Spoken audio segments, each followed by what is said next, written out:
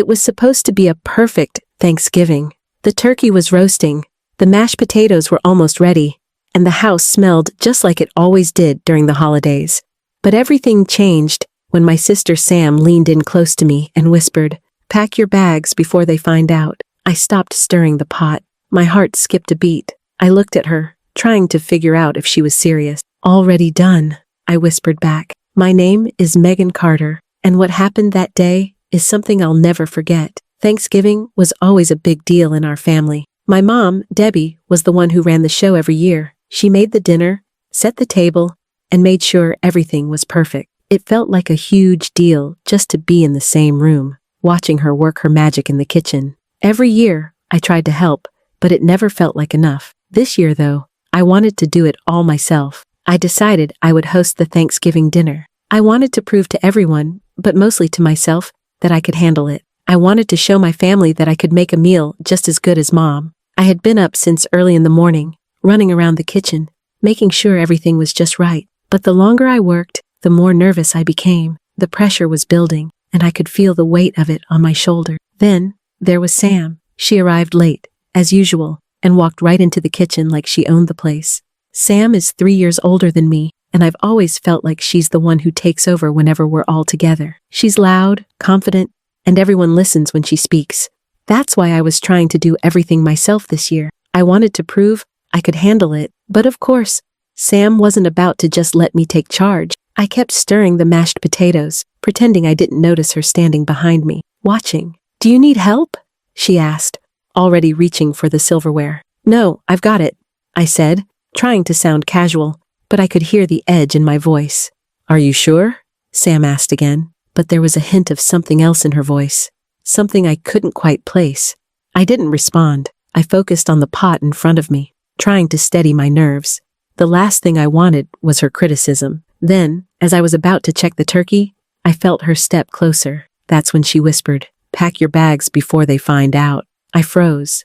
My hand stopped mid-motion, the spoon still in the air. I couldn't believe what I had just heard. My heart raced.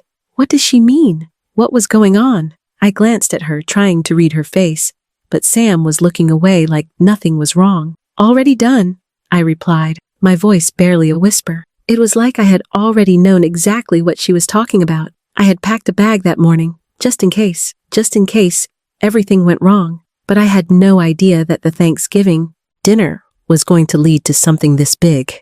It was like Sam had read my mind. Something was about to happen, and I didn't know if I was ready for it. But for the first time that day, I felt like I was in control. Something was coming, and I was ready for whatever it was. The moment Sam whispered those words, I could feel my heart racing. "Pack your bags before they find out." I had been so focused on making everything perfect for Thanksgiving dinner that I hadn't noticed anything unusual, but the tension in Sam's voice and the urgency in her words made my stomach tighten with unease. I looked at her, trying to figure out what was happening, but her expression remained unreadable. "Sam, what do you mean?" I asked, my voice low, trying not to give away the panic creeping up inside me. "What's going on?" Sam paused, her eyes darting toward the hallway, then back to me. She leaned in a little closer, her voice barely above a whisper. "You don't have much time, Meg. They're going to find out, and if they do, it'll be too late." I felt a chill run down my spine. Sam wasn't her usual self. She was always the confident one, the one who made everyone laugh and kept things light, especially during stressful family events. But now, there was a seriousness in her tone that I couldn't ignore, and that seriousness was enough to make me question everything. My mind raced, and for a brief second, I considered what she might be talking about. The Thanksgiving dinner? What could possibly go wrong now? It had been stressful, sure, but I was almost done. The turkey was in the oven, the mashed potatoes were simmering, and I had the pie cooling in the kitchen. Everything was moving according to plan. So why was Sam acting like this? I looked around the kitchen, trying to make sense of it all. The smell of garlic and rosemary filled the air, the rich aroma of comfort and home. But the warmth of the room didn't match the coldness I felt creeping into my chest. I wasn't ready for whatever this was. My hands shook as I reached for the ladle, stirring the gravy to avoid eye contact with Sam. I didn't want her to see how unsettled I was. "Sam?" I said again, trying to keep my voice steady. What are you talking about? You're scaring me. She sighed, her shoulders slumping for just a second before she straightened up again, as if she was forcing herself to maintain control. Megan, I've been trying to protect you, but I can't anymore. It's getting too dangerous. You need to go. It's the only way. I felt a knot tighten in my stomach, and I stopped stirring the gravy. Dangerous? I echoed, my mind whirling. What are you saying? Is this about Mom? Or Dad? What are you talking about? Her face went pale, and for the first time, I saw real fear in her. I couldn't remember the last time I had seen Sam like. Sam had always been the one to keep the peace, to fix problems, to smooth things over when things got too tense. She was the glue that held everything together in our family. So why was she suddenly acting like everything was falling apart? I can't explain everything now, Sam said, her voice low, almost desperate. Just trust me. You've been in danger for a while, and I've been trying to get you away from it. But it's too late. They're already here. I took a step back, trying to process her words. Danger? What danger? I thought. My mind flashed back to the past few months. Nothing seemed out of the ordinary. My life had been busy, yes, with work and trying to take care of everything for the holidays. But there hadn't been any signs that something was wrong. Had I missed something? And then, in an instant, the pieces started to fall into place. My mind went back to the things I had been ignoring. The late-night phone calls Sam had been getting. The times she had disappeared for hours without telling me where she was going. The strange, cryptic comments she'd made that now seemed to have so much more meaning. It all clicked in a horrifying way. Who's after me, Sam? I asked, my voice trembling. I was no longer able to hide the fear creeping into my voice. What do you mean, they're already here? Sam's eyes flickered toward the front door, and I followed her gaze, trying to see what she was looking at. But there was nothing unusual, just the usual quiet of a suburban Thanksgiving afternoon. No one was standing outside, no strange cars parked on the street. Yet, in that moment, I felt a sense of impending doom that I couldn't shake. It's too late to explain everything now, Sam whispered, taking my arm and pulling me toward the hallway. We need to go. They'll be here soon. Trust me, Meg. Pack your bags. You can't stay here anymore. It's not safe. My mind was spinning.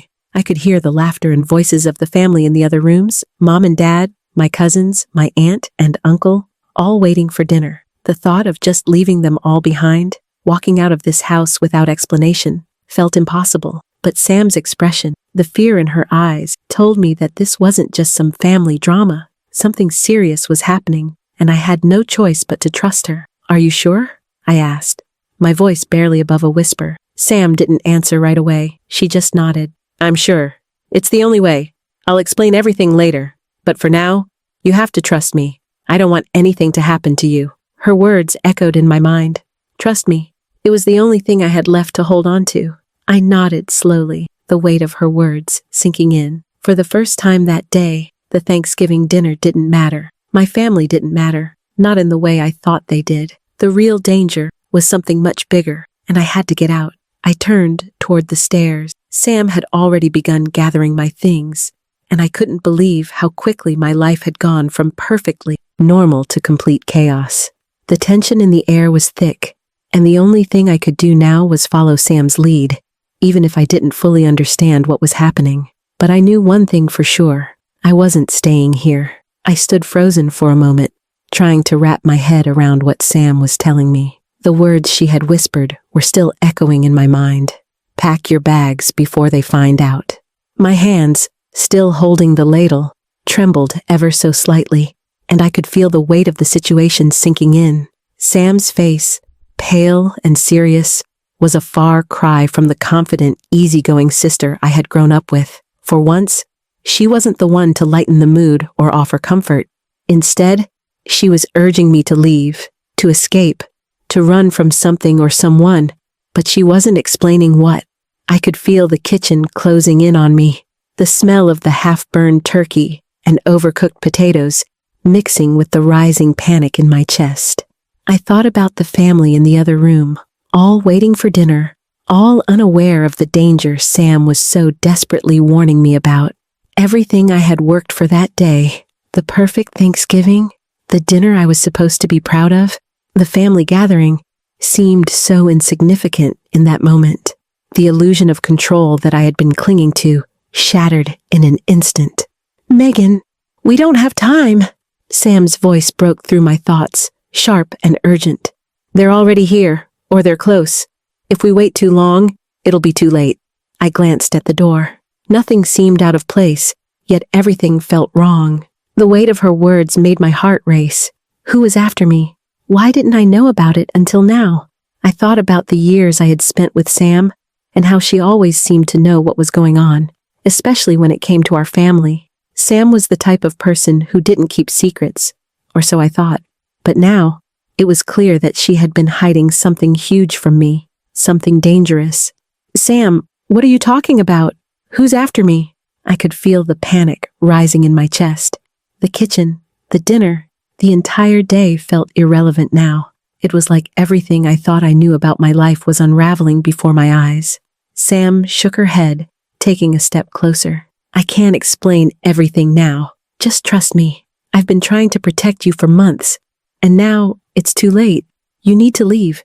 It's the only way." The calm certainty in her voice made my chest tighten. I had never heard Sam sound so frightened, and that scared me more than anything. The sister I knew didn't scare easily. The fact that she was scared meant that something big was going on, something I hadn't even begun to understand. I stood there, my mind racing, but I could feel the pull of reality settling in. The clock was ticking, and I had to make a decision. Sam's words were clear. If I didn't leave now, it could be too late. What could be so urgent, so terrifying, that she was willing to disrupt everything? Thanksgiving was supposed to be a time to relax, to be with family, to enjoy a good meal, but that wasn't what was happening anymore. "Are you sure about this?"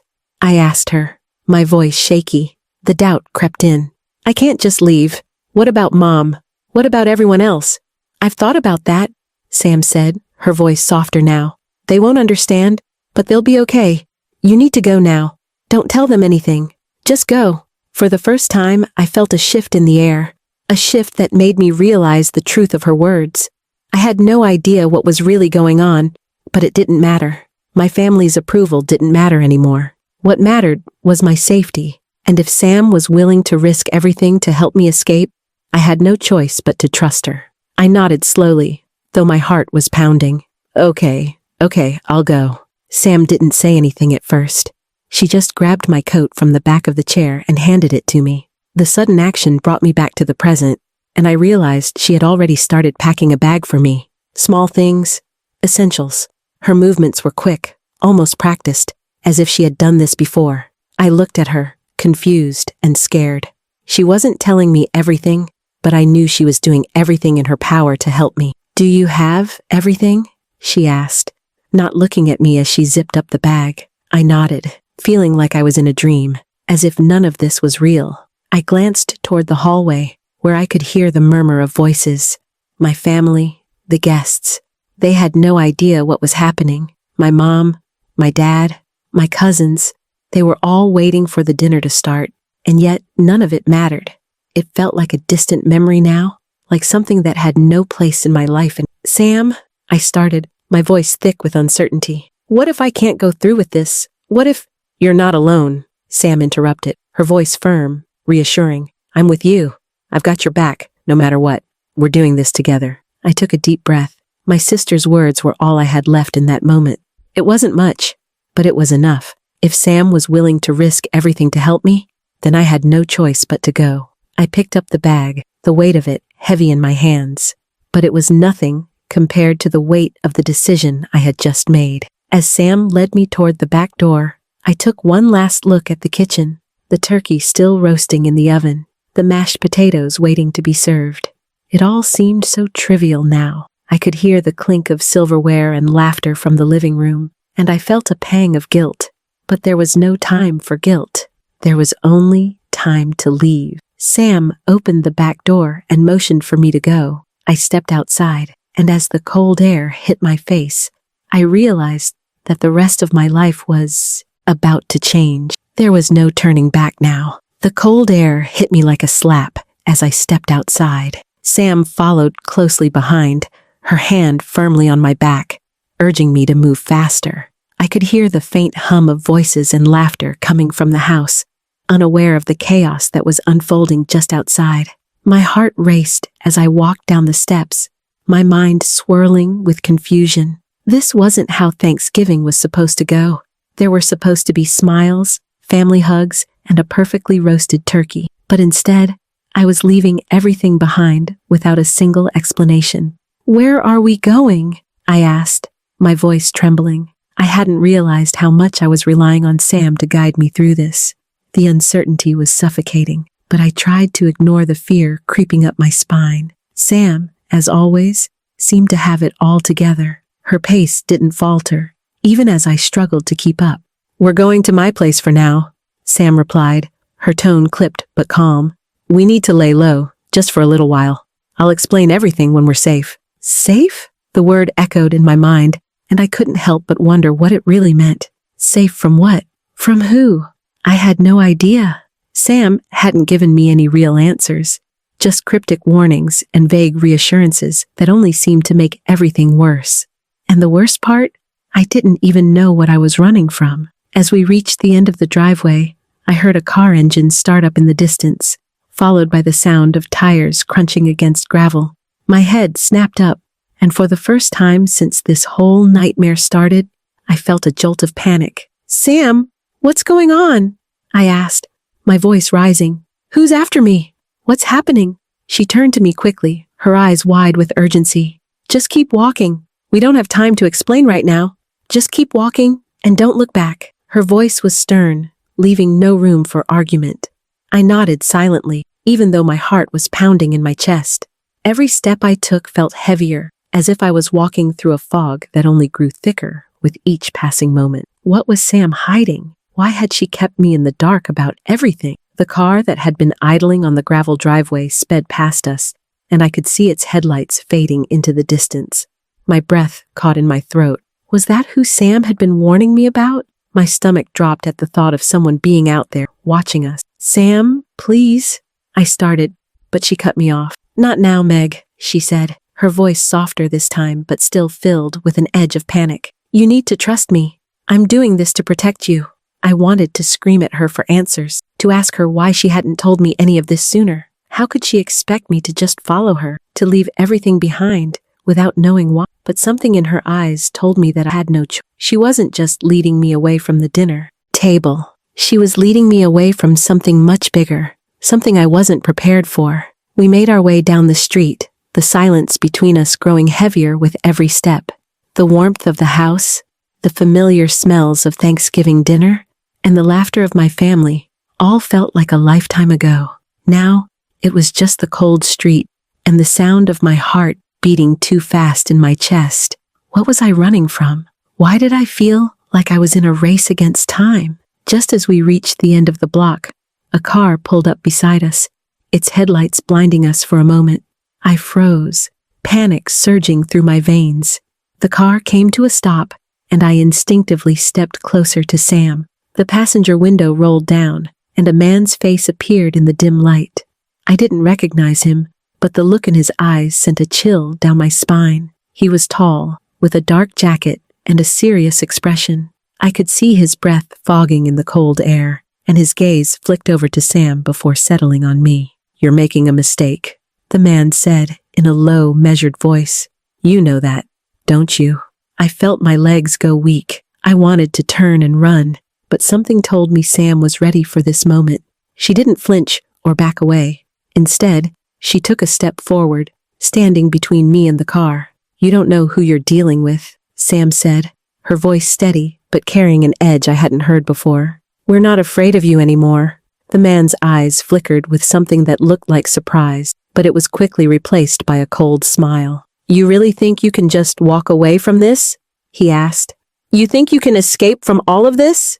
Sam's jaw tightened. "I'm not running from anything. I'm protecting my sister." The man's gaze shifted back to me, and for a split second, I felt a rush of fear. But then, something in me clicked. I wasn't alone anymore. Sam had been hiding the truth from me for so long, but now I saw it clearly. This wasn't just about escaping a bad situation. It was about reclaiming control, about taking my life back from whoever had been trying to manipulate it. "I'm done being afraid," I whispered, more to myself than anyone else. But Sam heard me, and she gave me a small nod, as if she'd been waiting for me to say those words. The man in the car sighed, clearly frustrated, but he didn't get out. "This isn't over," he said, his voice low and warning. "You'll regret this." Without another word, he rolled up the window and sped off, disappearing into the night. Sam turned to me, her face softening. "We're safe for now, but it's not over yet." I swallowed hard, my mind still reeling. What was that about? Who are they? Sam didn't answer immediately. Instead, she just took my hand, her grip tight and reassuring. "I'll tell you everything, Meg, but for now, we need to get to my place. We'll figure this out together." As we walked away, the weight of everything that had just happened began to settle in. My family, Thanksgiving, everything I thought I understood, none of it mattered anymore. The real battle was just beginning, and I had no idea how it would unfold. But one thing was clear, I wasn't alone anymore. And with Sam by my side, I felt like I could finally face whatever came next. We made it to Sam's apartment, the quiet refuge that was supposed to be a temporary stop, but somehow felt like the only place I could breathe. The night was cold, and the streetlights cast long shadows as we hurried inside. Sam locked the door behind us, and for the first time that evening, I allowed myself to breathe a little easier. The adrenaline that had been coursing through my body began to fade, replaced by an overwhelming mix of exhaustion and confusion. Sam led me to the couch, and I sank down, feeling the weight of everything hit me all at once. My hands were still shaking, and I could feel the anxiety gripping me. The Thanksgiving dinner, the family gathering, the life I had known, none of it seemed to matter now. All of that had been swept away by something I still didn't fully understand. Sam sat down beside me, her face grim but steady. "I know you're confused, Meg. You have every right to be. I should have told you everything sooner, but I was trying to protect you." I turned to her, my voice unsteady. "Protect me from what, Sam? From who? You've been keeping something from me for so long, and now I'm just supposed to trust that you know what you're doing?" She looked down for a moment, her fingers nervously twisting the edge of her sweater. "I know it seems like a lot to take in, but you need to know that everything I've done has been to keep you safe. I've been trying to get you out of this for months, but I didn't want to scare you until I knew it was time." I shook my head, the confusion still thick in my chest. "I don't understand. What's really going on, Sam? Who are those people? Why were they after me? Why didn't you tell me?" Sam took a deep breath, and for the first time, she met my eyes with complete honesty. "It's a long story, but I'll give you the short version. You remember Jason, right? My ex-boyfriend?